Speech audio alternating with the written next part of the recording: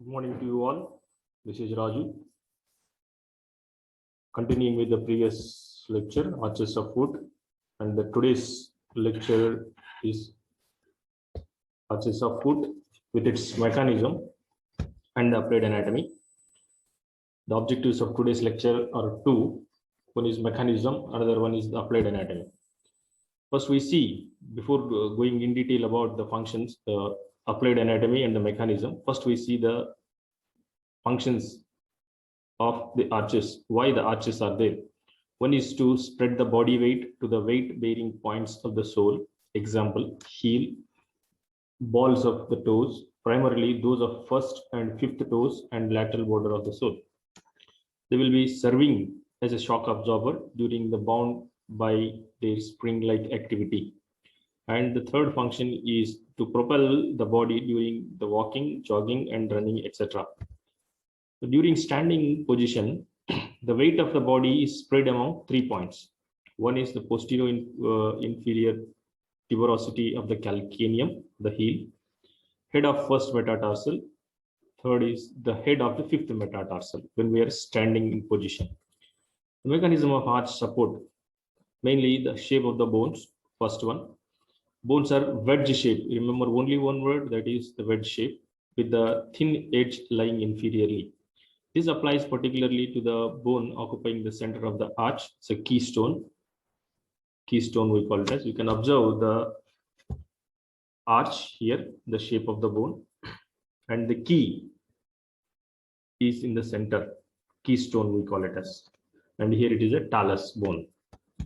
Then the mechanism of arch support. Inferior edges of the bones are tied together. The second important thing is they're stapled together, tied together with the help of various ligaments like the short plantar ligament and long plantar ligament, calcaneonavicular ligament. These are the strong plantar ligaments. And continuing with the mechanism, they are tying the ends of the arch together. Not only that, these ends are tied together with the help of tendons or the ligaments. Now we can see the tie beam, we call it as tie beam. Here in the diagram, we can see the tendon of flexor hallucis is tying from one end to another end. Continuation. Suspending the arch from above, medial longitudinal arch is suspended by tibialis anterior, tibialis posterior, medial ligament of ankle joint. The lateral longitudinal ligament arch is suspended by or supported by peroneus longus and peroneus brevis muscles. And the transverse arch is getting its support by the peroneus longus. From above, again you can see the lateral arch is getting a support by the peroneus longus and the peroneus brevis as well. And it's a suspension bridge like. So it's in the diagram, it's a schematic diagram which helps us to understand the suspension, how it is suspending. The integrity of bony arches maintained by the passive factors and the dynamic factors are the supports. The passive factors are, first thing, already we heard about the shape and the 4 successive layers of the fibrous tissue: plantar aponeurosis, long plantar ligament, plantar calcaneocuboid ligament, plantar calcaneonavicular ligament. So this is called as spring ligament. Remember this word, plantar calcaneonavicular ligament is called as spring ligament. And the dynamic supports like the active bracing action of intrinsic muscles of foot and active and tonic contraction of muscles with long tendons extending into the foot. The flexor hallucis and the digitorum longus or the longest tendons are the longitudinal arch. They are giving a dynamic support to the longitudinal arch. One is the flexor hallucis longus and the digitorum longus, flexor digitorum longus. And the lateral side, the transverse arch is getting support by the peroneus or the fibularis longus and the tibialis posterior. And the plantar ligaments and plantar aponeurosis they will bear the total weight. And the walking cycle, regarding the walking cycle, we'll go ahead. Walking cycle and its phases. First, we see the description. 1700 to 1800 footsteps every mile consists of, and the 70,000 miles in lifetime will walk. And swing phase, it has 2 phases like swing phase and the stance phase. Swing phase is off the ground. Stance phase is striking the ground or on the ground. The heel strike of 1 foot to the heel strike off the same foot. So strike off one foot to the heel, strike off the same foot. So this is called as a walking cycle. Now we'll see the illustrated diagrams we can appreciate, and A, B, C, D, E, F, G. These phases we are discussing about it. The heel strike, initial contact, you can observe this one. Then the loading response, then you can identify these muscles, quadriceps femoris and all the remaining muscles. And the mid stance phase, this is mid stance phase, triceps surae. Then the terminal stance. What we are observing here, the anatomical aspect. In walking cycle, anatomical aspect we will see the terminal phase of heel off phase. Then the triceps surae, and which are helping for the toe off phase, the pre-swing phase, E. So these are the muscles, rectus femoris, the deep plantar flexors and flexors of the toes and intrinsic foot muscles. F, initial and mid-swing phase, contralateral abductors of hip, iliopsoas and rectus femoris as well. Then the terminal swing phase, the hamstrings and the quadriceps femoris, tibialis anterior together. So these are the phases of walking cycle. Now we'll see one by one. On each cycle, head displaces upward twice in stance phase, and corresponding downward movement in swing phase, bobbing of the head we call it as. Vertical displacement is about 5 centimeters. Next, the lateral displacement is about 5 centimeters when viewed from front or behind during locomotion. Then the swing phase, trunk bends on balancing side. Simultaneously, arm alternatively swings forward with opposite leg. The swing phase, first part of swing phase, hip, knee and ankle are flexed. The limb fully extends on advancing foot strikes the ground. Hip flexors, dorsiflexors of foot are highly active in swing phase. I repeat, hip flexors, dorsiflexors of foot are highly active in swing phase. Then the stance phase. Knee flexes slightly, full extension on its end face. Foot is then bent at metatarsophalangeal joints. Plantar flexors are most active, takeoff phase.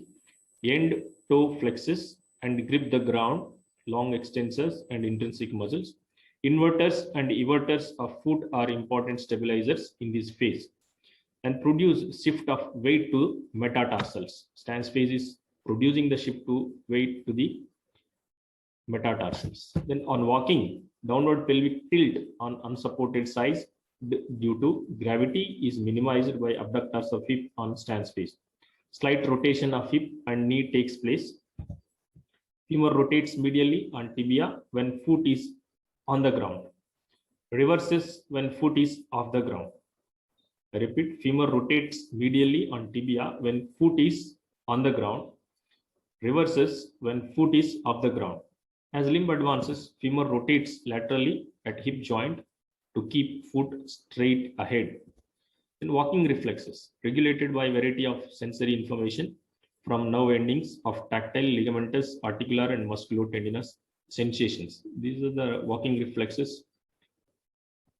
And the pattern of walking, altered by individual style, poor posture, overweight, footwear. So these are the factors which influence the pattern of walking. I repeat, individual style is there, the poor posture is there, then overweight, then footwear.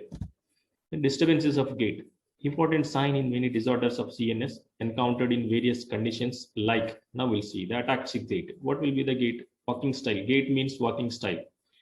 Observed in tabes dorsalis, degeneration of posterior wide funiculi of spinal cord, loss of proprioception, walk on wide base. Remember that ataxic gait is walk on wide base. Lift advancing leg too high. Slap feet on ground. Here in this picture which is illustrated on the top, you can observe that wide based walk will be there. And fix eye on ground, worsen when eye closed. And while closing eyes, the person may not be able to walk. This is about the ataxic gait. Next, hemiplegic gait.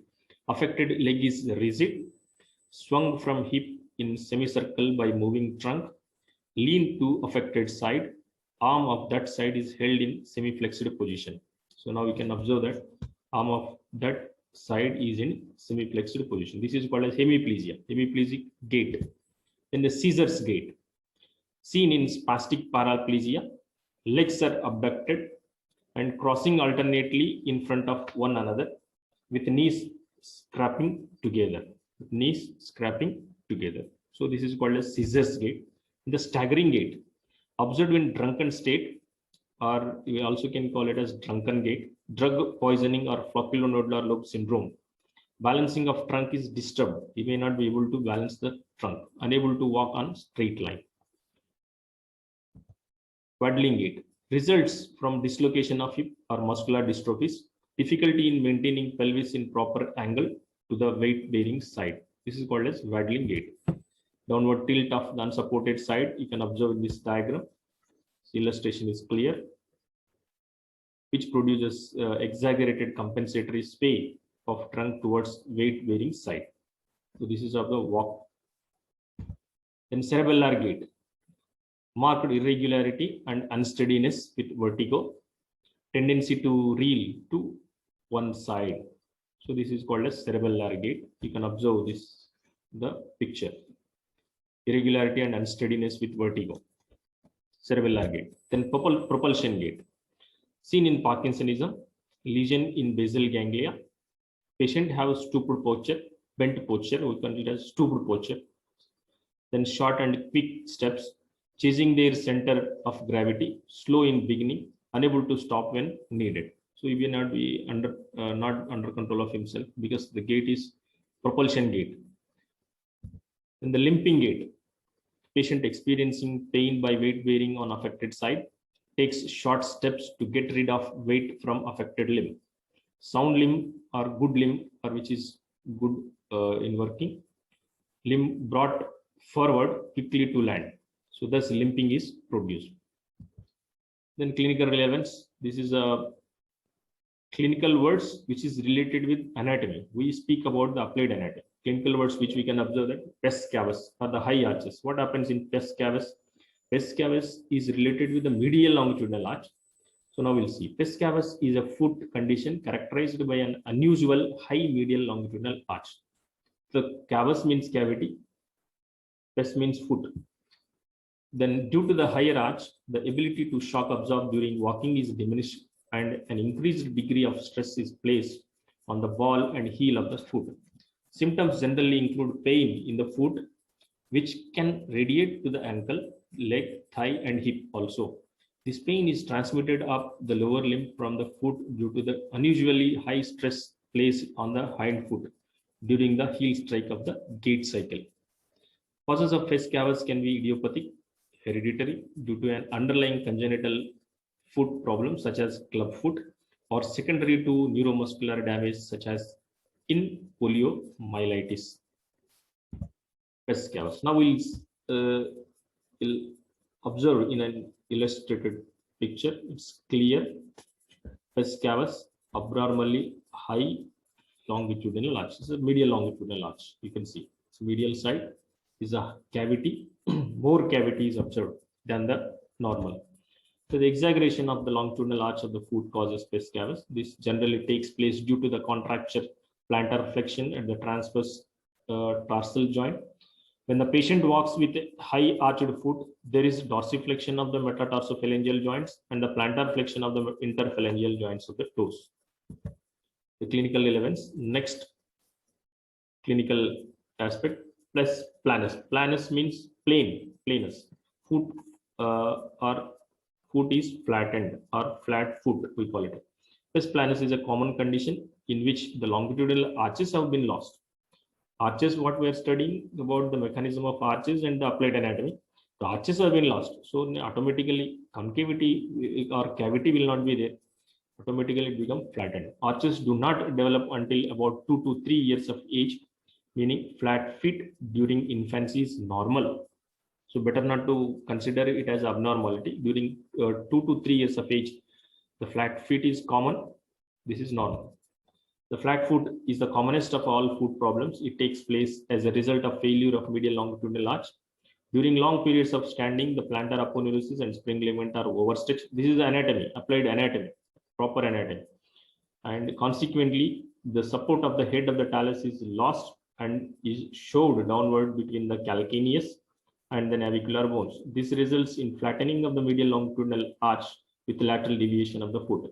The impacts of the flat foot are: the individual typically has awkward shuffling pace as a result of loss of spring in the foot, makes the foot more likely to trauma because of reduction of the shock absorbing function. The compression of the nerves and vessels of the sole is as a result of reduction of concavity of the sole. The compaction of the communication between the medial and lateral plantar nerves results in neuralgic pain in the forefoot called as metatarsalgia. Deformity of foot, again will repeat. Flat foot, pes planus, commonest, and disappearance of the arch of foot. Causes are abnormal weight distribution, loss of muscle tone on prolonged standing. You can see the normal arch in this diagram: normal arch, high arch, flat arch. The predisposing factors are faulty foot pair, pad walking, long, slender, rapidly growing foot. Again, this is the normal foot prints, high arched foot prints, and the flat foot prints. You can observe clearly. Then the club foot reasons we'll see in this slide: exaggeration of longitudinal arch, plantar flexion at transverse tarsal joint, anatomy, proper anatomy. Anterior part of foot drops below level of posterior part. Toes are dorsiflexed at metatarsophalangeal joint. Plantar flexed at interphalangeal joints, or plantar flexion at interphalangeal joint. Club foot, what happens actually?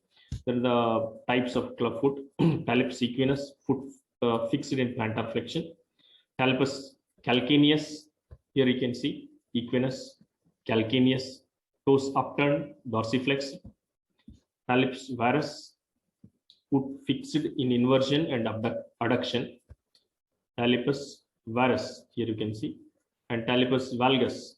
Talus valgus is here, eversion and abduction. So these are the types of club foot or talus, we call it as.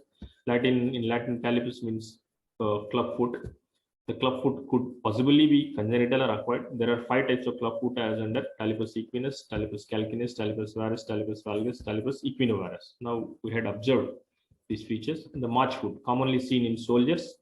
Sometimes the neck of intermediate metatarsal undergo decalcification. So march foot. Minor injury can lead to pathological fracture. March foot.